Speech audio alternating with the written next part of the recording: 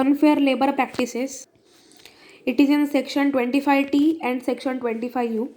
In section 25T provides that no employer or a workman or a trade union, whether registered under Trade Unions Act 1926, or shall or not shall not commit any unfair labor practice.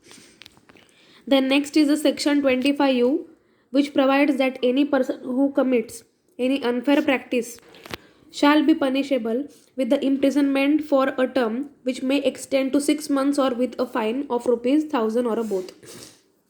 Then the provisions of section 25T and 25U inserted by the Amendment Act 1982 provide for a restriction on unfair labor practice.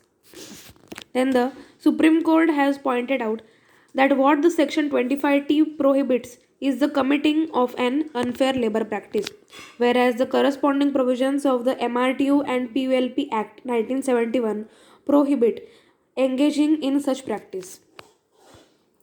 The expression unfair labor practice has been defined by section 2, clause RQ, any of the practice specified in the 5th schedule. It's a RA.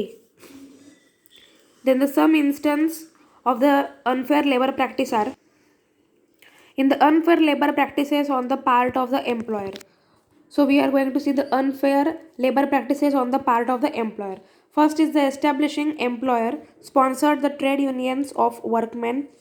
Then the transferring a workman malified from one place to another, insisting on individual workmen who are on a legal strike to sign a good bond and then allowing them